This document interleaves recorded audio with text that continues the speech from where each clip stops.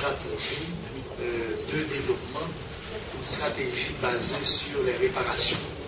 Alors, je dirais, en tout premier lieu, que s'il existe un pays pour lequel la notion de réparation est importante, c'est bien la République d'Haïti. Alors, Haïti, pour avoir osé mettre en déroute la plus puissante armée du monde de l'époque début du XIXe siècle, 1804 précisément,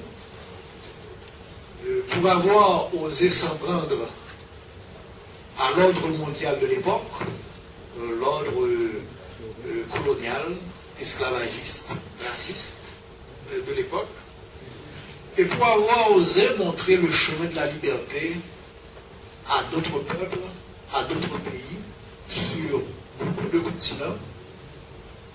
Mais Haïti, de manière constante, est demeuré l'objet de ressentiment des grandes puissances mondiales, a, durant toute son existence, été victime d'agressions de toutes sortes, d'agressions, de déstabilisation. Et Haïti demeure jusqu'à présent mise sous haute surveillance internationale. Donc, la question de réparation est pour nous extrêmement importante. Alors, mon exposé sur la stratégie de réparation portera sur 3 points. D'abord, on pourra voir ensemble ce que pourrait vouloir dire réparation pour Haïti. Dans un deuxième moment, je vous parlerai de ce que je crois qui pourrait être une stratégie de développement pour Haïti. Et au point 3, disons l'importance des réparations pour la mise en œuvre de cette stratégie. Alors, parlant de réparation, c'est quand même un concept assez familier à Haïti, surtout depuis quelques années, où de manière très officielle, le gouvernement haïtien s'est mis à réclamer de la France la restitution de la dette de l'indépendance qui avait été, on sait qu'un montant de 150 millions or dans un premier temps, qui avait été ramené à 90 millions de francs or, a été imposé à la République d'Haïti comme dédommagement pour avoir osé proclamer son indépendance. Cette problématique a traversé toute l'histoire d'Haïti et jusqu'à présent, c'est une idée qui demeure très vivante. Il y a même des groupes qui font un plaidoyer sur la question, y compris l'année dernière, le 14 juillet 2010, il y a un groupe qui a même piraté le site du ministère français des Affaires étrangères autour de cette question.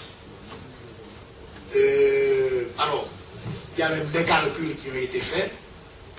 Il a été estimé que les 90 millions de francs or payés sur toute l'histoire d'Haïti valent aujourd'hui près de 22 milliards de dollars américains. Alors, c'est important, mais on peut dire que cette vision de la réparation est basée sur, disons, son aspect essentiellement financier.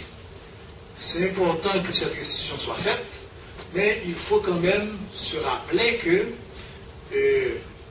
Haïti a dû consentir beaucoup de sacrifices pour le paiement de cette dette, et sur le plan de l'orientation de son économie, sur le plan de l'extraversion cette économie, de sa déstructuration. Donc tout ceci doit également être pris en compte.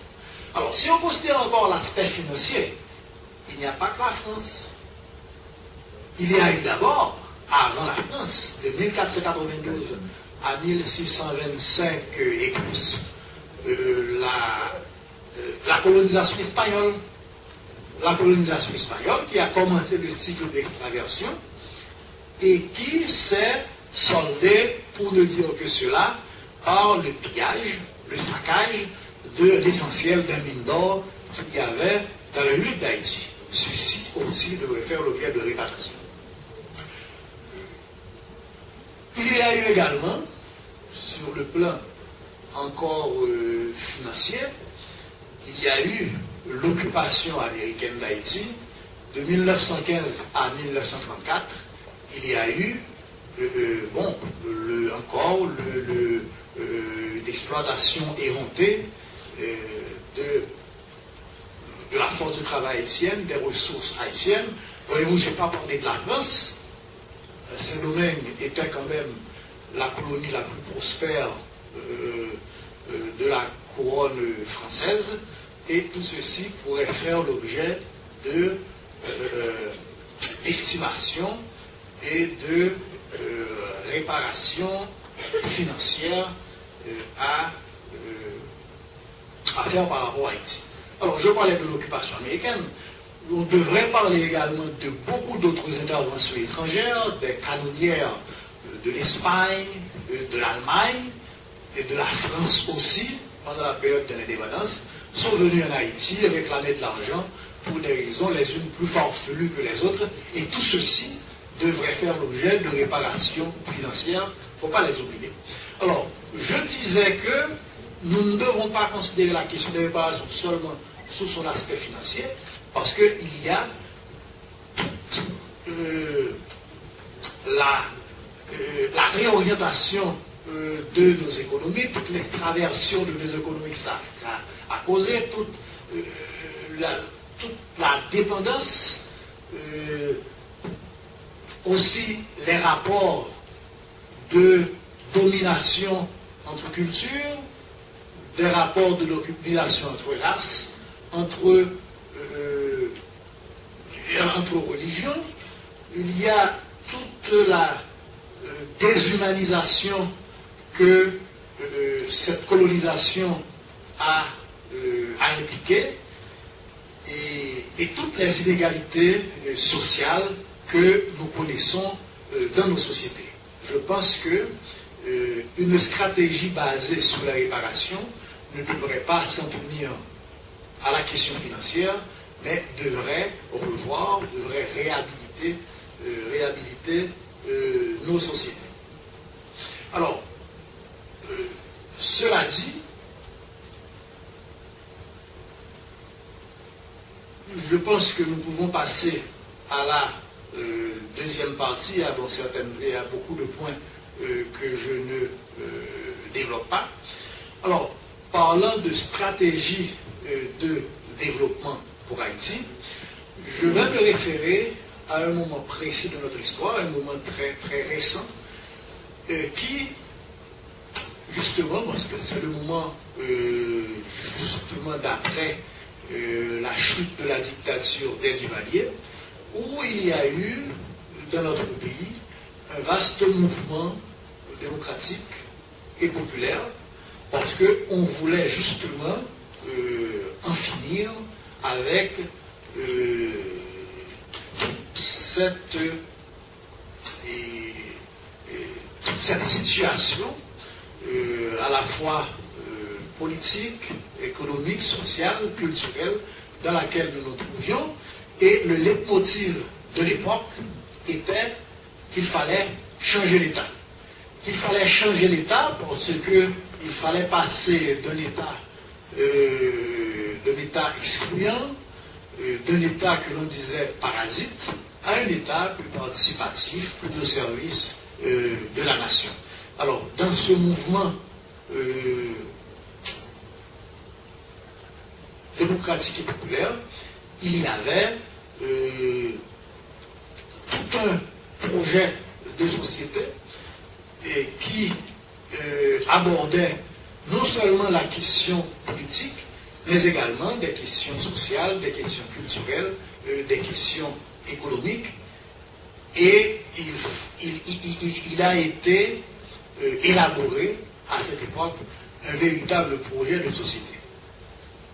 Mais mieux encore, ce projet de société sorti de ce mouvement a été officialisé à travers l'élaboration et l'adoption de notre actuelle Constitution, la Constitution de 1987, qui prévoit, je vous donne quelques éléments en vrac, mais je peux vous référer à un ouvrage que j'ai écrit récemment et qui s'intitule « Et si la Constitution de 87 était porteuse de refondation », puisque après le tremblement de terre, c'est le mot à la mode, il faut refonder le pays.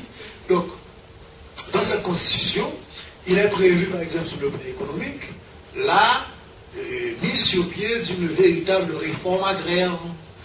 Il est prévu également une politique économique basée, enfin, où l'agriculture joue un rôle fondamental, l'agriculture orientée vers les besoins fondamentaux de la nation, et ceci au contraire des politiques qui s'appliquent et qui tendent à privilégier, et comme on l'a fait durant toute notre histoire, et comme nos économies de pays du tiers-monde le font souvent, de baser, d'orienter nos économies vers l'exportation, c'est-à-dire vers les besoins des marchés étrangers d'abord.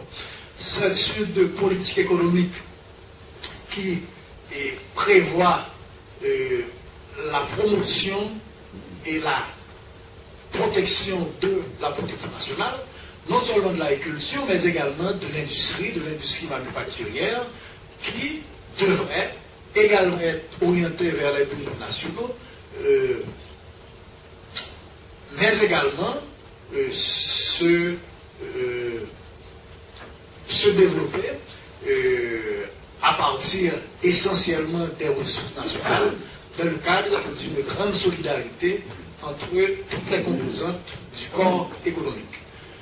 Sur le plan social, cette Constitution prévoit la scolarisation universelle, elle prévoit la reconnaissance de tous les types de familles, de tous les types d'enfants. Vous savez que, bon, au moins en Haïti tout au moins, on fait la différence entre les enfants qui sont légitimes, adultérins, naturels, etc. Et donc, dans le cadre de cette Constitution, on met tous ces mondes, donc, et la majorité des enfants sont nés hors du mariage et donc n'ont pas le statut d'enfant légitime. Le droit positif haïtien privilégie les enfants légitimes, mais cette Constitution, sur le plan social, reconnaît tous les enfants, reconnaît également tous les types de familles. Sur le plan culturel, c'est la première fois que le créole devient langue officielle et même fait l'objet de la création d'une académie, l'Académie haïtienne pour la langue créole. En passant, je vous annonce que l'Université d'État d'Haïti organise en octobre prochain un colloque international pour la mise en place de cette académie. Donc, il y a dans cette Constitution des éléments fondamentaux